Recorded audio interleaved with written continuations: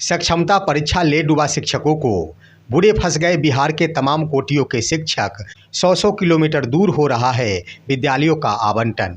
खबर देखने वाले तमाम दर्शक बंधुओं को एसके चौधरी का प्यार भरा नमस्कार और आदाब। दोस्तों, बिहार के वैसे नियोजित शिक्षक जिनके द्वारा सक्षमता परीक्षा का समर्थन किया गया था, वैसे शिक्षक जिन्होंने सक्षमता परीक्षा में शामिल हुआ था, वैसे शिक्षक जिन्होंने सक्षमता परीक्षा के बहिष्कार का विरोध किया था, आखिरकार उन शिक्षकों के कारण ही बिहार के तमाम शिक्षकों के लिए एक बड़ा मुश्किल पैदा हो गया है। अगर नियोजित शिक्षकों द्वारा सक्षमता परीक्षा का समर्थन नहीं किया जाता, अगर नियोजित शिक्षकों द्वारा सक्षमता परीक्षा में सम्मिलित नहीं हुआ जाता, तो आज की तिथि में 100 किलोमीटर दूर शिक्षकों का विद्यालय का आवंटन नहीं हो पाता और ना ही शिक्षकों के लिए स्थानांतरण एवं पदस्थापन नीति का निर्माण हो पाता। दोस्तों, वैसे तो शिक्षा विभाग द्वारा 80% शिक्षकों को विद्यालय आवंटन के क्रम में राहत देने की बात कही जा रही है, लेकिन हकीकत कुछ और ही है। जो आप जानेंगे तो आपके पैरों तले जमीन खिसक जाएंगे। आखिर शिक्षा विभाग ने किस कदर शिक्षकों को प्रताड़ित करना शुरू कर दिया है? शिक्षा विभाग ने शिक्षकों के स्थानांतरण एवं पदस्थापन के क्रम में कैसे अपनी दिशा बदल दी है और इस मुश्किल की घड़ी में आखिर शिक्षक क्या कुछ कर सकते हैं? इससे पहले कि इन बिंदुओं पर हम आप सभी को विस्तार पूर्वक रूबरू करावे, अगर आपने अभी तक हमारे इस चैनल सुसत्य वचन को सब्सक्राइब नहीं किए हैं तो कृपया अभी सब्सक्राइब कीजिए और सच के इस सफ़र में हमारा समर्थन कीजिए।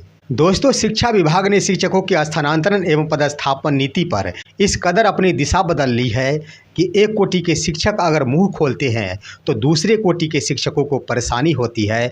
दूसरे कोटि के शिक्षक द्वारा जब इस नीति का समर्थन किया जाता है तो प्रथम कोटि के शिक्षक को दिक्कत का सामना करना पड़ता है।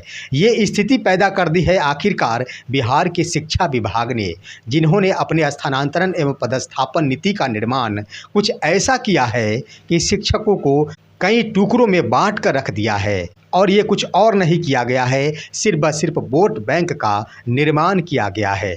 दोस्तों, आइए हम बताते हैं आपको कि आखिर शिक्षकों का पदस्थापन कहाँ होगा, कितनी दूरियां पर होगी, इसका निदान क्या रह गया है। सबसे पहले हम आपको बता दें दोस्तों कि 100 किलोमीटर की दूरियों पर पुरुष शिक्षकों का पदस्थापन होने जा रहा है।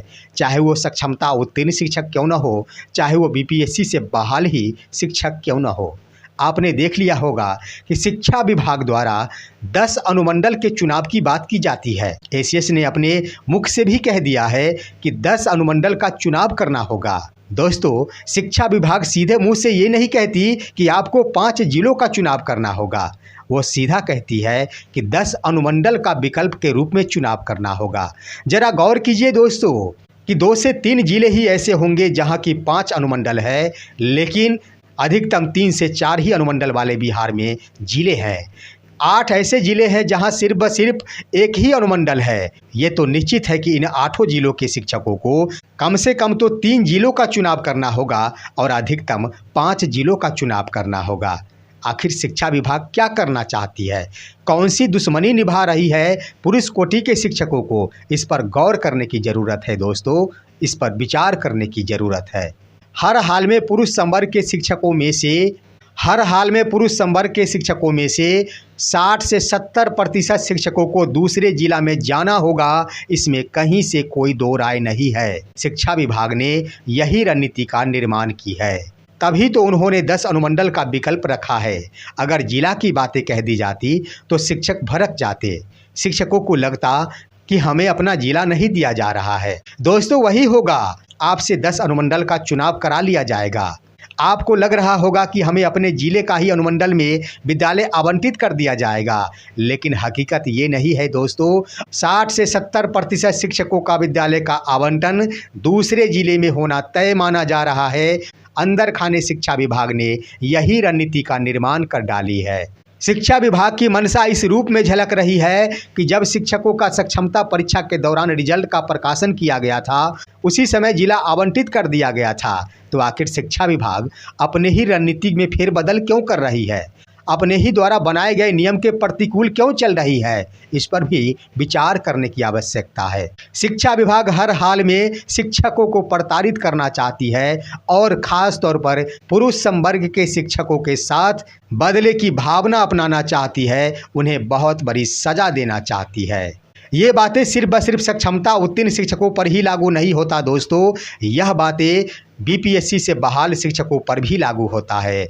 उनको अगर लग रहा है कि ये हमारा स्थानांतरण हो रहा है तो सिर्फ व सिर्फ दूसरे राज्य से ताल्लुक़ रखने वाले शिक्षकों को ही, खास तौर पर पुरुष और महिला दोनों ही कोटि के शिक्षकों को इसका लाभ मिल पाएगा, क्योंकि वो अपने राज्य के सटे जिले में चले जाएंगे। और रह गए बिहार वासी के बीपीएससी शिक्षकों की बात, तो उनका विद्यालय का आवंटन जिस तरह से पहले हुआ था, पहले तो ये भी बातें कही जा रही है कि ढेर सारे शिक्षकों का विद्यालय का आवंटन अपने घर से 15 से 20 किलोमीटर की दूरी पर ही हुई थी।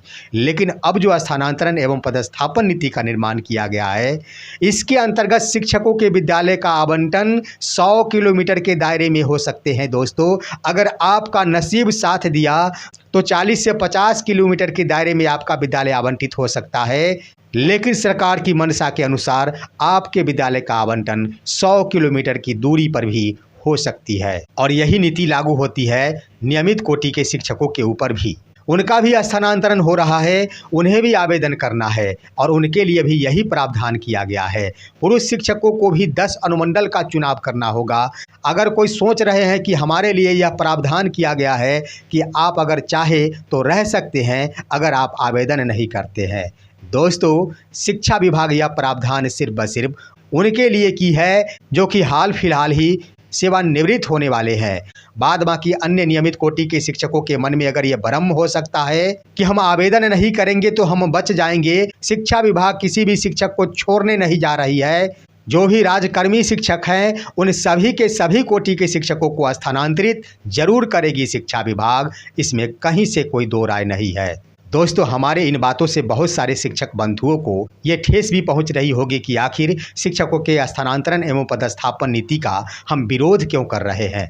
खास तौर पर महिला शिक्षिकाओं के मन में भी ये बातें उठ रही होगी कि उनके लिए शिक्षा विभाग द्वारा राहत प्रदान की गई है, तो आखिर हमारे द्वारा इसका विरोध क्यों किया जा रहा है। दोस्तों हम कहना चाहेंगे और ख़ास तौर पर महिला शिक्षिकाओं के लिए कहना चाहेंगे कि हमारी कोई गलत मंशा नहीं है, मैं विरोध नहीं करता हूँ। नारियों का मैं बहुत सम्मान करता हूँ। नारी शक्ति होती है और देवी शक्ति होती है। मैं उनको मिलने वाले राहत का विरोध नहीं कर रहा हूँ, लेकिन ये ज़रूर कहूँगा कि शिक्षा विभाग द्वारा महिला शिक्षिकाओं के लिए जो प्रावधान किया गया है कि उन्हें सिर्फ व सिर्फ अपना पंचायत छोड़कर ही विकल्पों के रूप में अन्य पंचायतों का चुनाव करना होगा, जिसमें ना तो वो अपने ससुराल वाले पंचायतों का चुनाव कर सकते हैं और ना ही अपने मायके वाले पंचायतों का चुनाव कर सकते हैं। अब सवाल उठता है कि 10 पंचायतों का विकल्प के रूप में चुनाव किया जाएगा महिला शिक्षिकाओं की ओर से, जिसमें एक पंचायत तो उनका गिरी पंचायत छट ही गया। तो जरा सोचा जा सकता है कि आखिर एक प्रखंड में कितने पंचायत होते हैं। अधिकतम एवरेज 12 पंचायतों का ही एक प्रखंड होता है। तो क्या उस प्रखंड के सभी महिला शिक्षिकाओं को उसी प्रखंड के विद्यालयों का आवंटन हो सकता है? ये भी सोचने वाली बात है, क्योंकि उस प्रखंड में अगर रिक्ति से ज़्यादा शिक्षिकाओं द्वारा आवेदन किया जाता है तो उस क्रम में शिक्षा विभाग द्वारा सीधे ही बगल के प्रखंड में फेंक दिया जाएगा। शिक्षिका द्वारा चाहे विकल्प के रूप में उसका चुनाव किया गया हो या फिर नहीं किया गया हो, क्योंकि शिक्षा विभाग पहले ही यह रणनीति बना चुकी है कि अधिकतम एक विद्यालय में 70% ही महिला शिक्षिकाओं को स्थान दिया जा सकता है। तो इस आधार पर यह स्पष्ट हो गया है कि 70% महिला शिक्षिकाओं को अपना प्रखंड का विद्यालय आवंटित हो सकता है। 30% महिला शिक्षिकाओं को बगल के प्रखंड में जाना ही होगा, और जिसकी दूरी लगभग 20 किलोमीटर हो सकती है। उनके लिए राहत की बात इसलिए है कि जहां 50 किलोमीटर की बातें कही जाती है, वहां पर 20 किलोमीटर ही अगर विद्यालय की दूरी हो जाती है तो उन्हें राहत जरूर महसूस होगी। तो उनके लिए माना जा सकता है कि ये राहत वाली बात है। दिव्यांग शिक्षकों और ख़ास तौर पर असाध्य रोग से पुरुष शिक्षकों के लिए भी माना जा सकता है कि उन्हें अपने प्रखंड में ही रहने का मौका दिया जाएगा। लेकिन अन्य कोटि के पुरुष संवर्ग के शिक्षकों से बिहार सरकार बदले की भावना से उन्हें सजा दे रही है, उनके लिए बहुत बड़ी मुश्किलें खड़ी कर दी है। दिन रात शिक्षक इस बात को लेकर परेशान है कि आखिर हमारा सुदूर विद्यालय आवंटित होगा तो कैसे अपने बूढ़े माता पिता का देखभाल कर पाएंगे, अपने बच्चों की पढ़ाई लिखाई कर पाएंगे। दोस्तों, इस सब का कारण सिर्फ एक ही है और वो है सक्षमता परीक्षा। अगर शिक्षकों ने सक्षमता परीक्षा का बहिष्कार किए हुए होते तो आज की तिथि में शिक्षकों को ये दिन नहीं देखना पड़ता। बिहार के माननीय मुख्यमंत्री नीतीश कुमार ने पुरुष संवर्ग के शिक्षकों का अपना समर्थन खो दिया है। उन्होंने अपने दिल से मान लिया है कि हमें नहीं चाहिए पुरुष शिक्षकों का समर्थन, हमें नहीं चाहिए पुरुष शिक्षकों का वोट।